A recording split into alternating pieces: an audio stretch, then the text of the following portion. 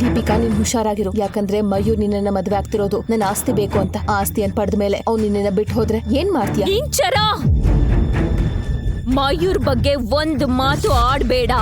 ನಿಂಗೆ ನಿನ್ನ ಮಗನ್ ಜೀವದ ಬೆಲೆ ಗೊತ್ತಿಲ್ವಾ? ಅದಕ್ಕೆ ಏನು ಡ್ರಾಮಾ ಮಾಡ್ಬೇಡ, ಗೊತ್ತಾಯ್ತಾ? ಜಾಗ್ರತೆಯಿಂದ ಕೇಳು. ನೀನು ಕರುಣಾಕರಣ್ಣನ ಮದ್ವೆ ಆಗೋದು ಎಲ್ಲರ ಹಿತಕ್ಕೆ. ಬಾ. ಇಲ್ಲಪ್ಪ, ಬಾ. ಇಲ್ಲ.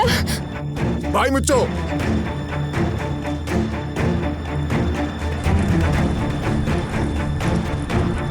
ಎಲ್ರೂ ನನ್ನ ಪರಿಸ್ಥಿತಿಯನ್ನ ತಮಾಷೆ ಅಂತ ನೋಡ್ತಾ ಇದ್ರು. ದೀಪಿಕಾ ಮಯೂರ್ ಕೈ ಹಿಡಿದು ನಕ್ಕಳು. ನನಗೆ ಹೋರಾಡುವ ಶಕ್ತಿ ಇರಲಿಲ್ಲ.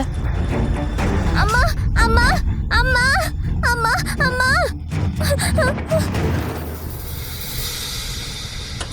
ನಡೀತಾ ಇದ್ದಿದ್ದು ನನ್ನ ಮದ್ವೆನ.